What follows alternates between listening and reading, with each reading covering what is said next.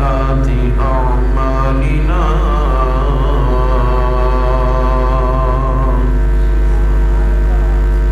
من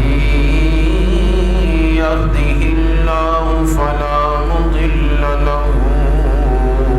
ومن يضلله فلا هادي له ونشهد أن لا إله إلا الله وحده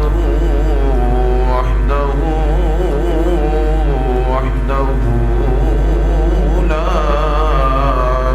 شريك له ونشهد أن سيدنا وسندنا محبوبنا ومطلوبنا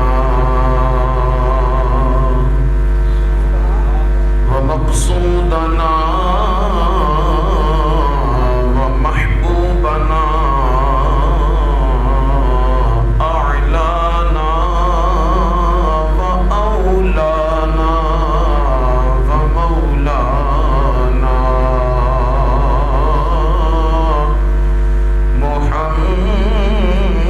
محمدا عبده ورسوله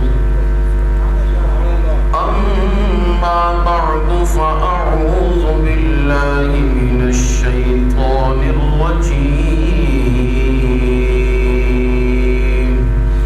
بسم الله الرحمن الرحيم لا تجد قوما يؤمنون بالله واليوم الآخر يوادون من حاد الله ورسوله لا يوادون من حاد الله ورسوله ولو كانوا آباءهم أو أبناءهم أو إخوانهم أو عشيرتهم أولئك كتب في قلوبهم الإيمان وأيدهم بروح منه ويدخلهم جنات تجري من تحتها الأنهار خالدين فيها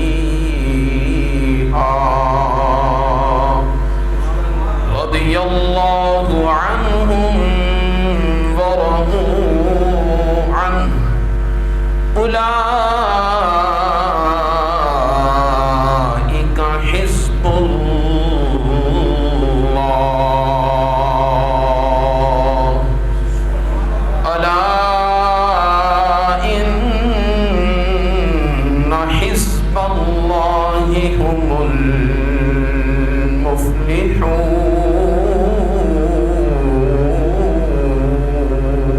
المفلحون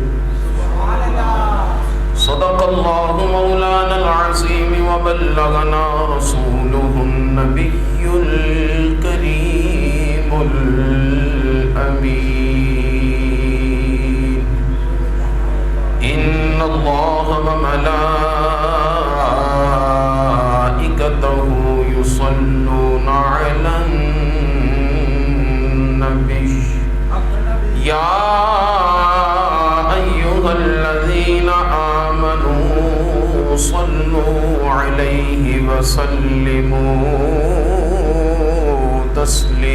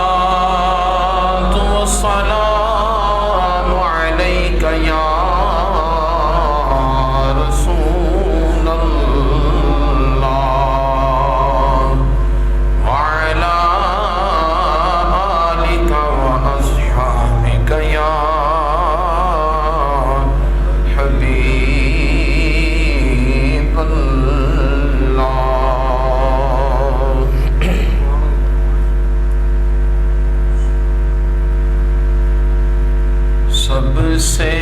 اولا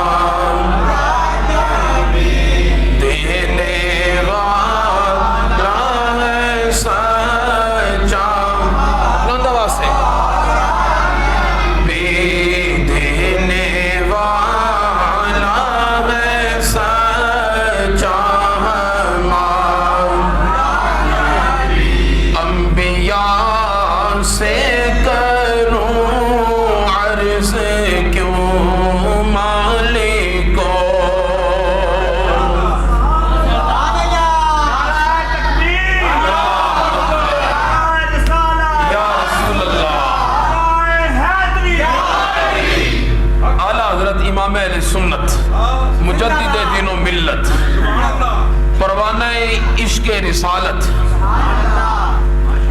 آپ فرماتے ہیں کہ انبیاء سے کروں عرض کیوں مالکو، فرماتے ہیں کہ اے کاش کہ مجھے کبھی موقع ملے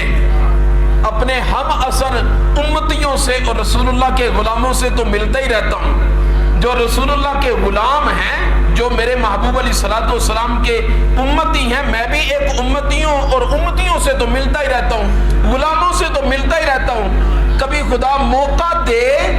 تو میں نبیوں سے ملوں، نبیوں سے ملوں، اور پھر جب نبیوں سے ملوں تو پھر نبیوں سے پوچھوں، انبیاء سے کروں عرض کیوں مالکو۔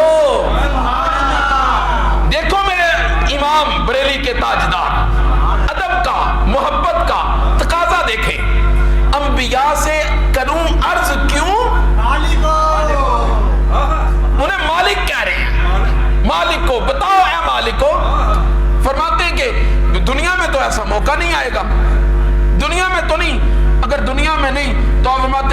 چپ کر جائیں. انشاءاللہ تعالی جب میدان محشر لگے گا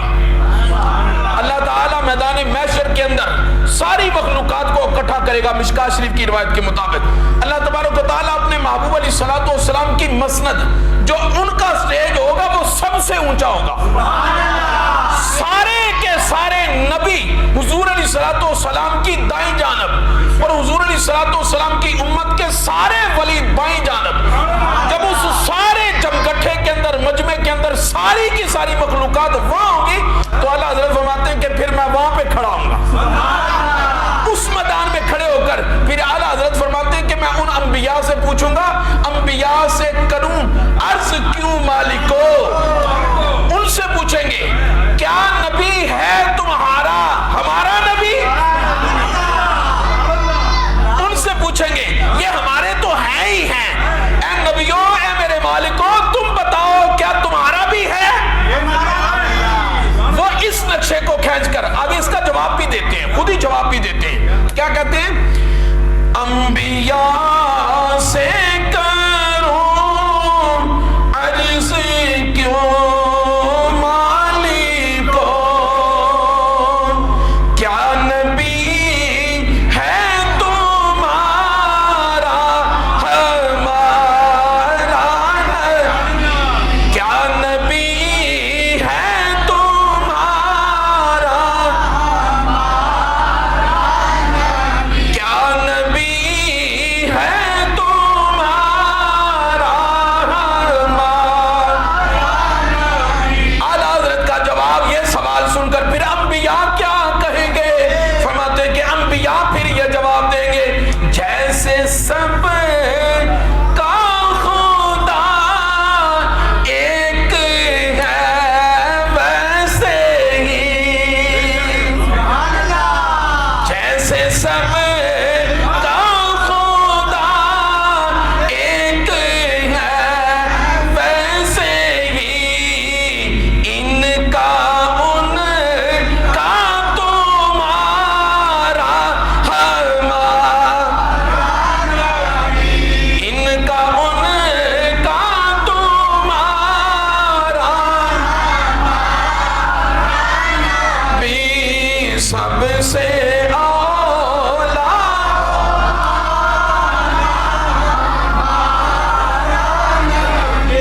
سب سے بالا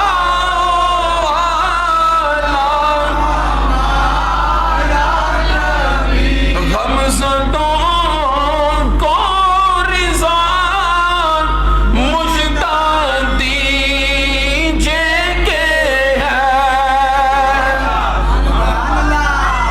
غمزدوں کو رضا مجھتا دیجئے کہ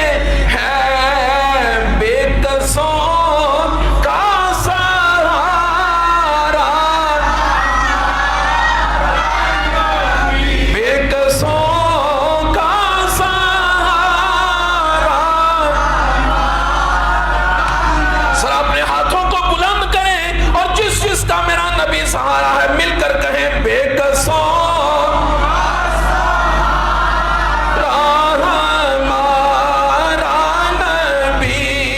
بے کسوں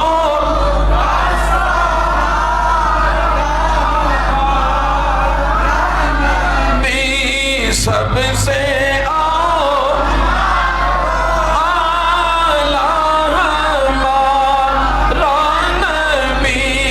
سب سے بالا,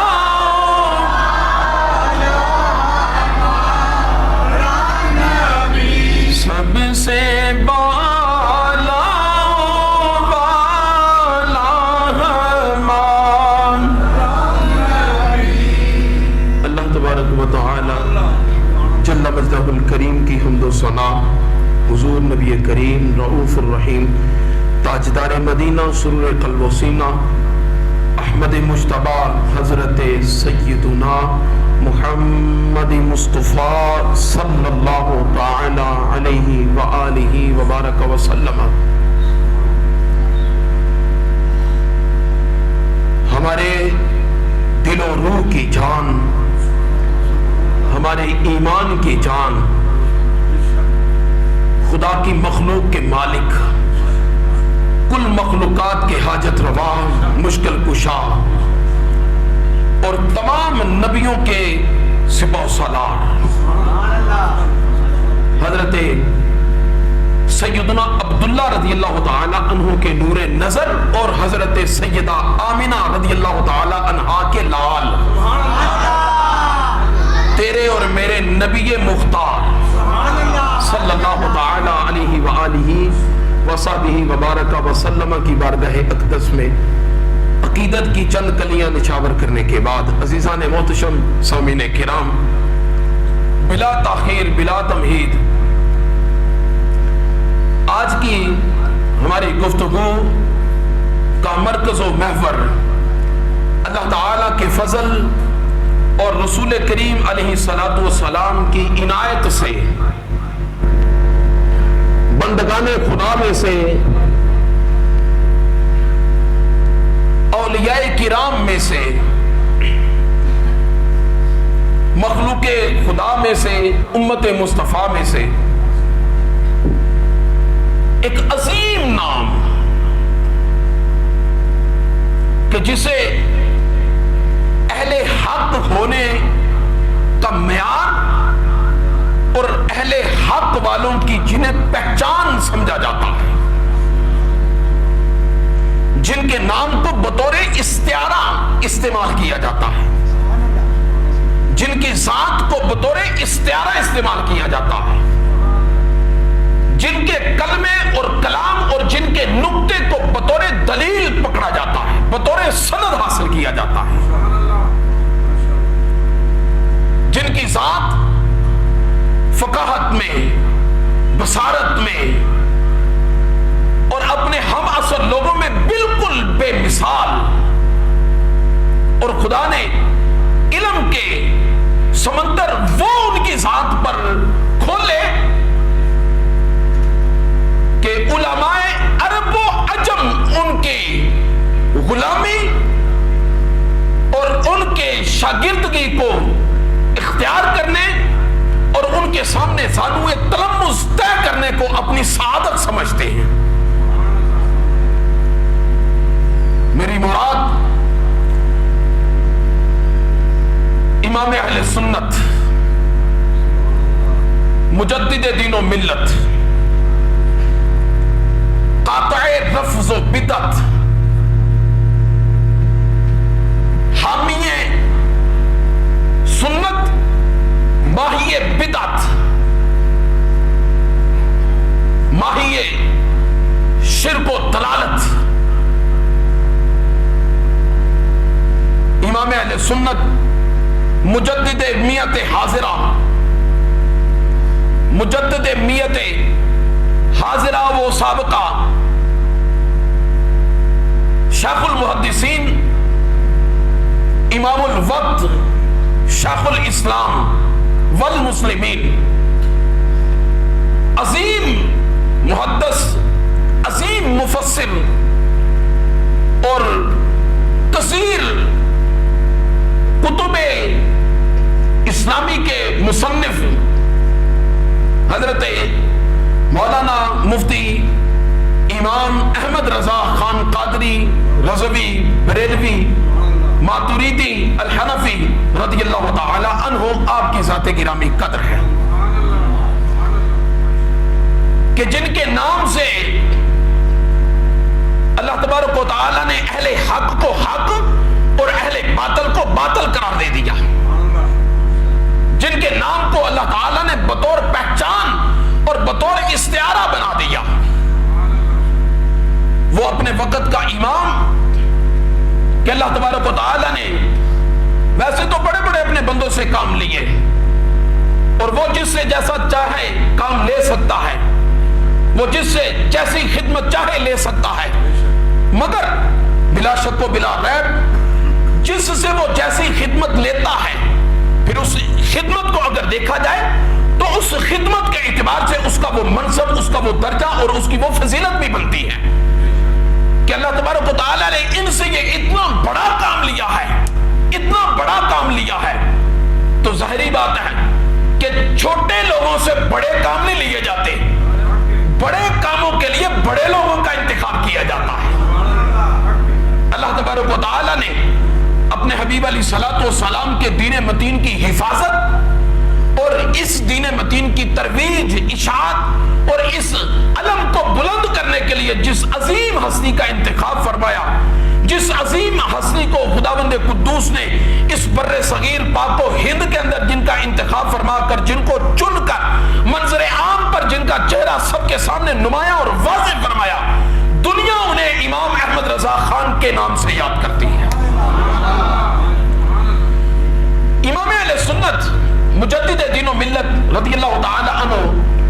ابھی چند دن قبل 25 صفر المظفر شریف کو انڈیا میں بریلی شریف کے مقام پر آپ کا بڑے شایان شان طریقے کے ساتھ عرس پاک منعقد ہوا، اور پوری دنیا سے جہاں جہاں سے بھی میرے داتا و رضا کے متوالے، دیوانے، چاہنے والے اور محبت کرنے والے اللہ تعالیٰ کے فضل سے ان کے مزار پر انوار پر حاضری کے لیے پہنچے،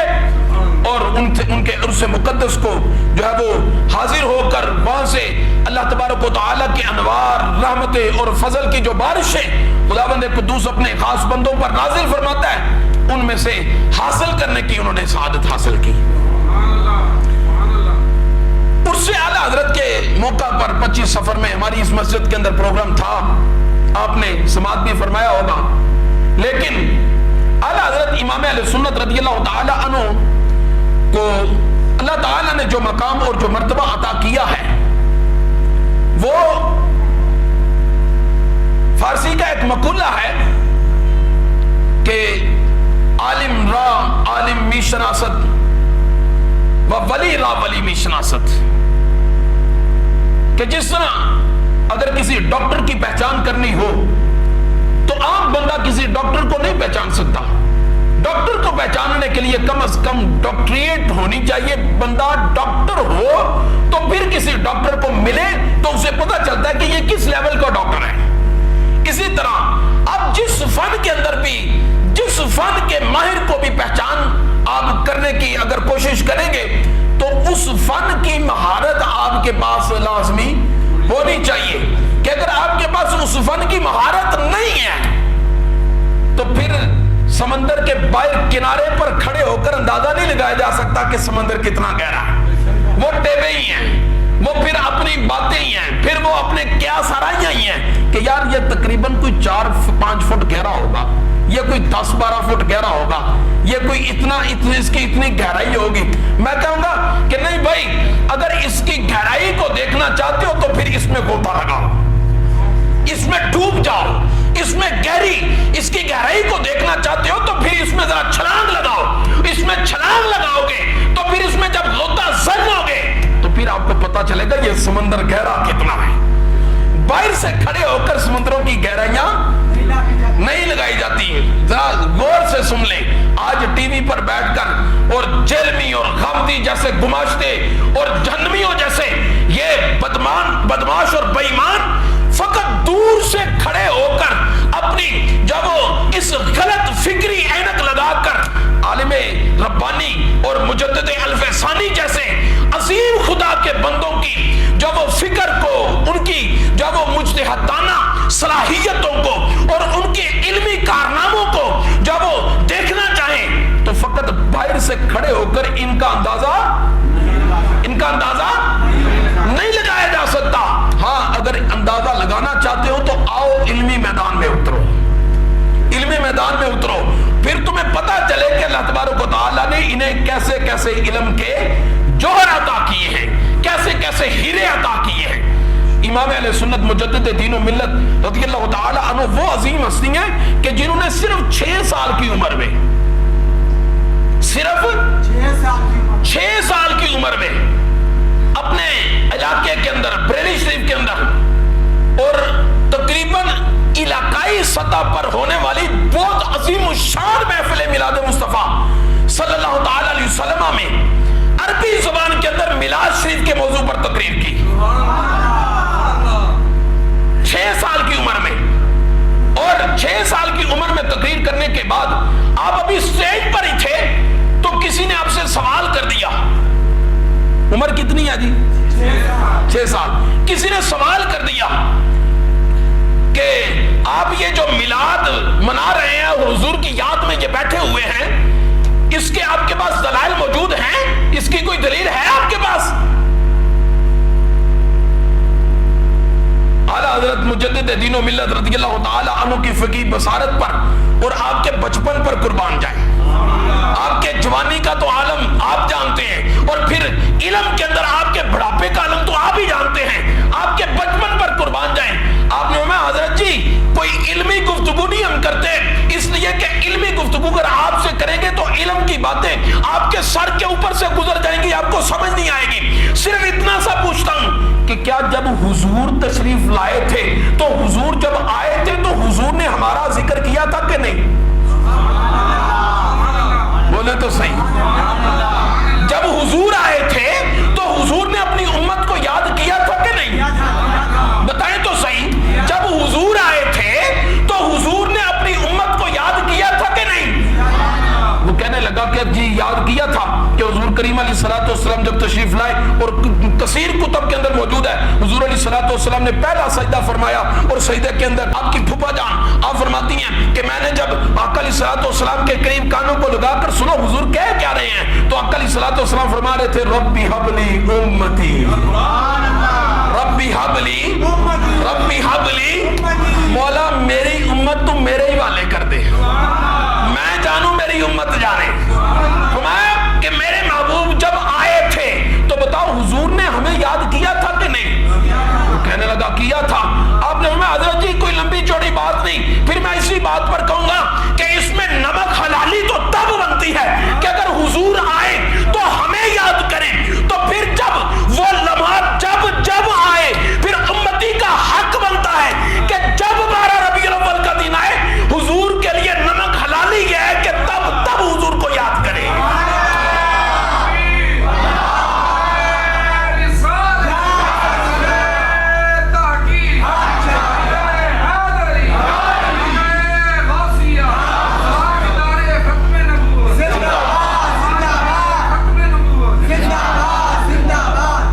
نمک حلالی تو تب بنتی ہے کہ اگر حضور ہمیں یاد کریں تو ہم ہر وقت نہیں تو کم از کم جب 12 ربیع الاول آئے تو پھر ہم اپنی نمک حلالی کا ثبوت پیش کریں اور جھنڈے لے کر باہر نکلیں اور حضور کو ثابت فرما دیں، ثابت کر دیں کہ یا رسول اللہ اگر آپ نے ہمیں یاد رکھا تو ہم آپ کو یاد کر رہے ہیں، ہم آپ کو یاد کر رہے ہیں. 6 سال کے اس عظیم فقیہ کی بات کو وہ شخص سن کر بیٹھ گیا، اور جتنے اسٹیج کے اوپر حاضر محدثین اور شیوخ تھے اعلیٰ حضرت رضی اللہ تعالی عنہ کی عمر کو دیکھ کر اور علمی جواب کو سن کر دیکھ کر اعلیٰ حضرت کے استقبال کے لیے اسی وقت کھڑے ہو گئے. فرماتے ہیں کہ یہ کوئی عام بچہ نہیں ہے، اللہ تعالیٰ اس سے کوئی بڑا کام لے گا، اس سے کوئی بڑا کام لے گا.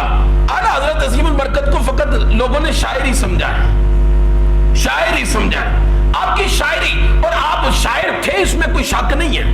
اس میں کسی قسم کا کوئی شک نہیں، آپ شاعر تھے، اور شاعر بھی اس کمال درجے کے شاعر تھے کہ اعلیٰ حضرت عظیم البرکت امام اہل سنت کی پوری شاعرانہ ہدایت کے بخشش جو آپ کی کتاب ہے، ہدایت کے بخشش،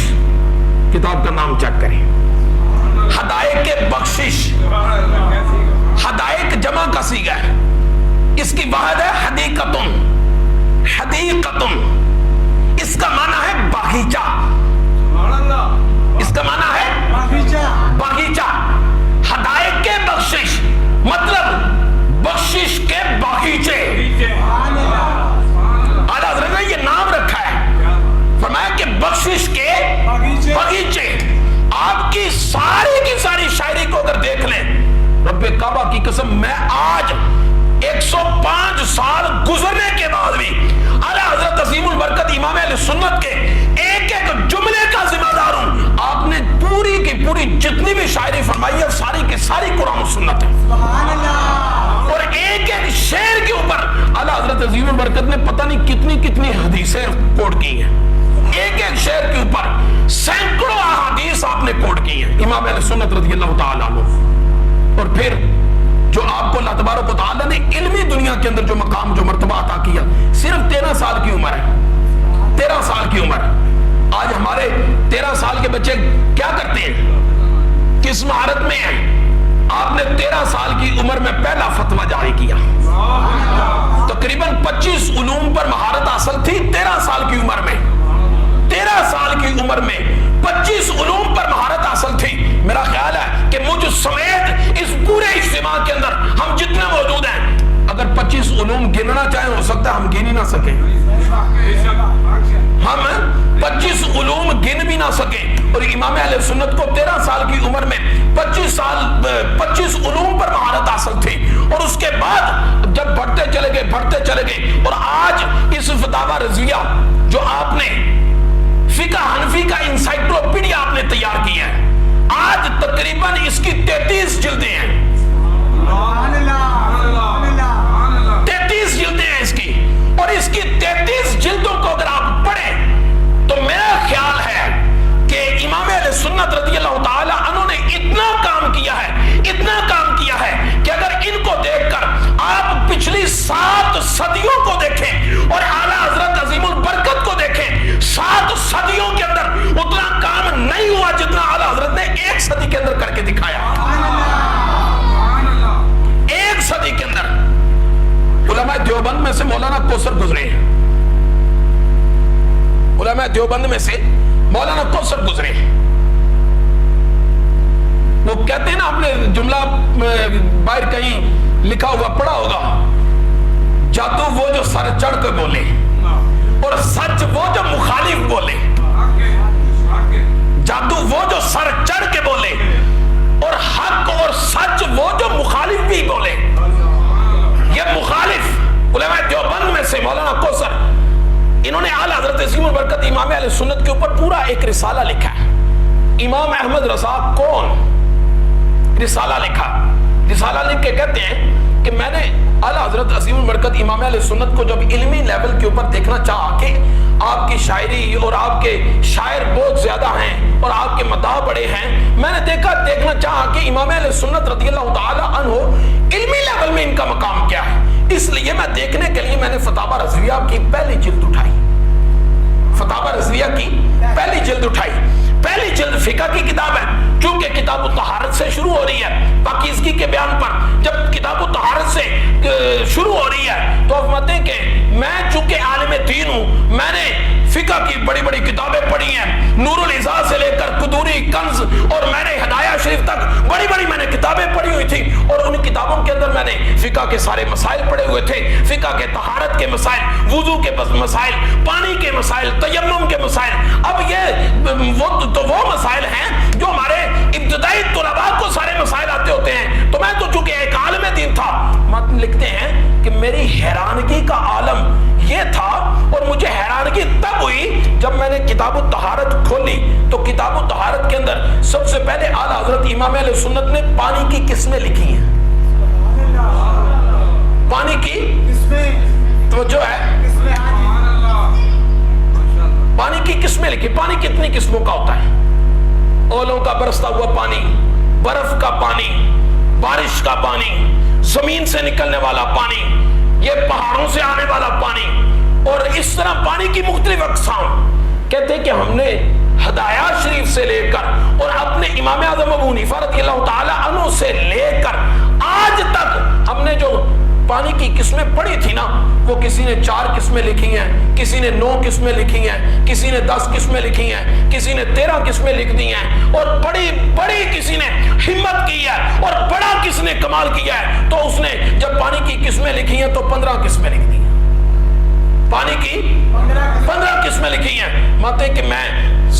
میرے سمیت سب کے ذہن میں اور علم میں یہی تھا کہ پانی کی 15 قسمیں ہیں. آج بھی فتاوی رضویہ شریف کی پہلی جلد اٹھا کر دیکھیں, مولانا کوثر صاحب لکھتے ہیں کہ رب کعبہ کی قسم مجھے بامر مجبوری کھڑے ہو کر امام احمد رضا کو سلام پیش کرنا تب پڑا جب میں نے کتاب الطہارت کھولی, اور امام کے اس کتاب الطہارت کے اندر جب میں نے پانی کی قسمیں پڑھی تو میرے امام نے اپنی کتاب کے اندر, کتاب الطہارت کے اندر پانی کی 105 قسمیں بیان کی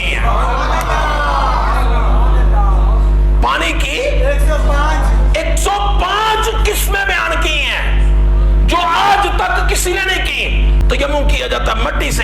تیمم مٹی سے کیا، اور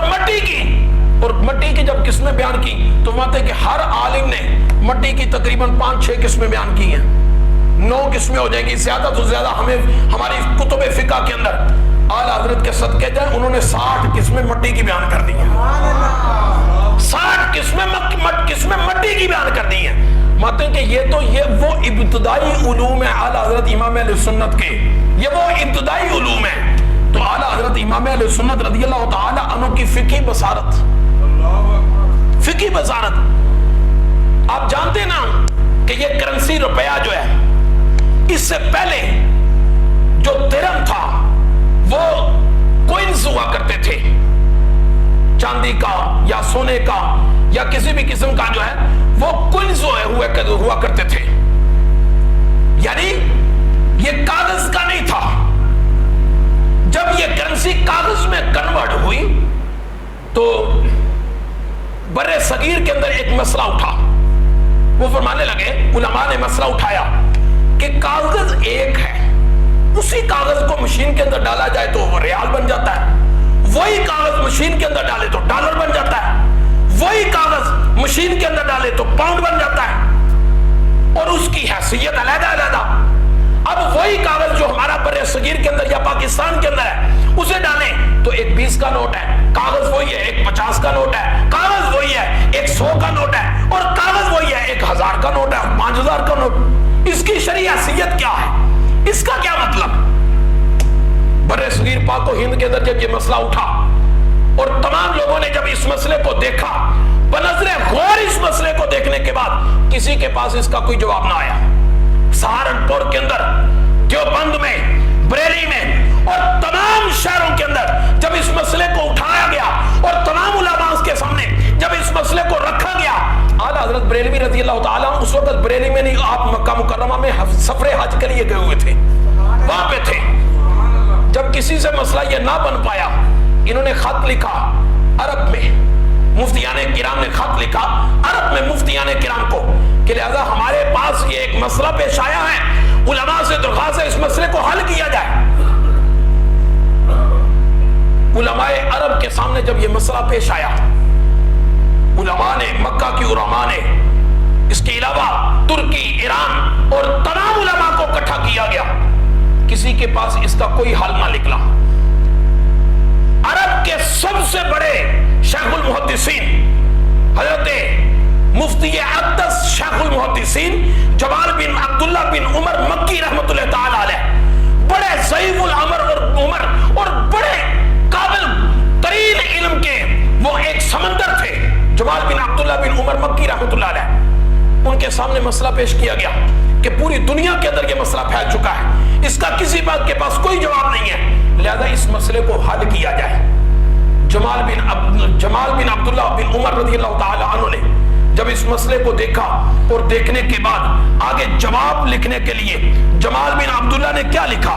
وہ لکھتے ہیں اپنی کتاب کے اندر، لکھتے ہیں کہ جب جمال بن عبداللہ نے یہ چیز دیکھی تو انہوں نے دیکھ کر لکھ کر اس کے جواب کے اوپر لکھ دیا، العلم امانۃ فی اعناق العلماء، ہمیں اس کا کوئی جواب نہیں آتا، لہذا یہ علم ہے، علمی مسئلہ ہے، یہ علماء کی گردنوں پر ایک امانت ہے، اللہ تبارک و تعالیٰ کوئی صاحب علم بھیجے گا جس کی گردن پر یہ امانت کا ایک اٹھانے کا ذمہ ہوگا اور وہ اس امانت کو جو پورا کرے گا۔ ہمارے پاس اس کا جواب نہیں ہے۔ اعلیٰ حضرت امام اہل سنت اس وقت طواف کعبہ فرما رہے تھے، کعبہ کا طواف کر رہے تھے، کعبہ کا طواف کرتے کرتے جب آپ مقام ملتزم کے پاس آئے تو مقام ملتزم پر آپ نے 2 شخصوں کو بات کرتے ہوئے سنا کہ 2 شخص باتیں کر رہے ہیں کہ پوری دنیا پر یہ مسئلہ پھیل چکا ہے، کسی کے پاس اس کا جواب نہیں ہے۔ اعلیٰ حضرت نے اپنا طواف کمپلیٹ کیا اور جو ان کا دارالافتاء تھا وہاں پہ گئے اور دارالافتاء میں جا کر اعلیٰ حضرت بریلوی رحمۃ اللہ تعالیٰ نے فرمایا کہ وہ جو مسئلہ پوری دنیا میں پھیلا ہوا ہے، آپ وہ مجھے عطا فرمائے، میں اس کا جواب دیتا ہوں، میں اس کا جواب دیتا ہوں۔ اعلیٰ حضرت بریلوی رضی اللہ تعالی عنہ نے وہ ان سے فتویٰ لیا اور جو مفتیان کرام تھے وہ کہنے لگے کتنی دیر میں آپ اس کا جواب دیں گے؟ آپ کو پتا ہندوستان سے یہ مسئلہ چلا ہے اور ہندوستان کے اندر اور پوری دنیا کے اندر سے یہ مسئلہ چلتا ہوا عرب تک پہنچا ہے، کسی نے آج تک اس کا جواب نہیں دیا اور نہ کوئی دے سکا ہے۔ اعلیٰ حضرت نے فرمایا صرف 1 دن یا 1.5 دن مجھے دیجیے، اس کے بعد میں آپ کو یہ واپس پیش کر دوں گا۔ قربان جائے امام تیری فقاہت و بصارت پر۔ آج تو ہمارے پاس یہ موبائلز موجود ہیں جن کے اندر PDF کی صورت میں کتابیں موجود ہوتی ہیں اور ہم مطالعہ کر لیتے ہیں۔ اس وقت تو وہ موبائل بھی نہیں تھے، لائبریری پاس نہیں ہے، کوئی کتاب پاس نہیں ہے، کوئی چیز پاس نہیں ہے، اور 103 بخار ہے اعلیٰ حضرت کو۔ آپ نے اپنے شہزادے کو اپنے پاس بٹھایا اور مقام ملتزم پر بیٹھ کر اعلیٰ حضرت نے کتاب لکھنی شروع کی۔ وہ کتاب کیا تھی؟ القفل الفقیہ الفاہم فی احکام القرطاس والتراہیم۔ آپ نے 200 صفحوں پر محیط وہ کتاب لکھ کر مفتیان کرام کو پیش کر دی کہ کرنسی کی شرعی حیثیت، کرنسی نوٹ کی شرعی حیثیت۔ جب وہ کتاب آپ کو پیش کی گئی، وہ کتاب مفتیان کرام نے دیکھی، دیکھتے دیکھتے وہ کتاب جمال بن عبداللہ بن عمر مکی کے پاس پہنچی۔ جمال بن عبداللہ بن عمر مکی نے وہ کتاب دیکھی۔ اعلیٰ حضرت عظیم البرکت امام اہل سنت رضی اللہ تعالی عنہ نے اس شریف مکہ سے کہا کہ جو سب سے بڑے مفتی ہیں مجھے ان سے ملاقات کا شرف عطا کیا جائے، میں ان سے ملنا چاہتا ہوں۔ اعلیٰ حضرت کو جب ملاقات کے لیے جمال بن عبداللہ کے پاس لے کر جانے لگے، جمال بن عبداللہ کے پاس لے کر جانے لگے، عجب اتفاق تھا کہ ادھر سے جمال بن عبداللہ اعلیٰ حضرت کے یہ القفل الفقیہ یہ پڑھ رہے تھے، مطالعہ کر رہے تھے۔ ادھر سے دروازہ کھلا تو اعلیٰ حضرت سامنے آئے، اعلیٰ حضرت سامنے آئے۔ جمال بن عبداللہ نے جب اعلیٰ حضرت کو دیکھا تو دیکھ کر پوچھنے لگے کہ مجھے تم عربی نہیں لگتے، ہندوستانی لگتے ہو، کدھر سے آئے ہو؟ عرض کی جی میں عربی نہیں ہوں، میں ہندوستانی ہوں، میں ہندوستان سے آیا ہوں۔ کتاب بند کی اور کتاب بند کرنے کے بعد اس رسالے کے اوپر احمد رضا ہندوستانی نام لکھا ہوا تھا۔ مانے لگے یہ ہندوستان کا ایک شخص ہے احمد رضا، کیا اسے جانتے ہو؟ جمال بن عبداللہ بن عمر مکی نے ان سے پوچھا یہ ہندوستان کا رہنے والا شخص ہے جس نے یہ رسالہ لکھا ہے، کیا اسے جانتے ہو؟ اعلیٰ حضرت عظیم البرکت امام اہل سنت نے سر جھکایا اور عرض کی حضور اس بندے کو ہی احمد رضا کہتے ہیں، اور یہ اسی نے یہ رسالہ لکھا ہے، صرف 1.5 دن کے اندر لکھا ہے۔ میں معذرت چاہتا ہوں اگر مختصر ہے، اگر مجھے مزید ٹائم دیا جاتا تو مزید تفصیل سے لکھ دیتا۔ آپ نے یہ کہا، فرماتے ہیں کہ یقین کریں خدا کی قسم کتابیں گواہ ہیں، اس وقت ممبر پر بیٹھا ہوں۔ اعلیٰ حضرت فرماتے ہیں کہ وہ جمال بن عبداللہ بن عمر مکی رحمۃ اللہ علیہ اپنی مسند سے اٹھے اور 7 مرتبہ اعلیٰ حضرت عظیم البرکت کے قدموں کو بوسہ دیا۔ 7 مرتبہ قدموں کو بوسہ دینے کے بعد کہنے لگے رب کعبہ کی قسم آج 52 سال ہو گئے ہیں قرآن و سنت کا علم پڑھاتے ہوئے، فقہ حنفی پڑھاتے ہوئے، علم العقائد پڑھاتے ہوئے، رب کعبہ کی قسم علم کی جو بصارت احمد رضا خدا نے تجھے دی ہے ہم اس سے آج تک بے بہرا رہے ہیں، ہمیں آج تک وہ نہیں مل سکی، ہمیں آج تک وہ نہیں مل سکی۔ اعلیٰ حضرت عظیم البرکت امام اہل سنت مجدد دین و ملت رب کعبہ کی قسم آخری جملے ہیں کہ اگر پاک و ہند والے برے صغیر والے ساری زندگی اعلیٰ حضرت کے نام کے نذرانے دیں،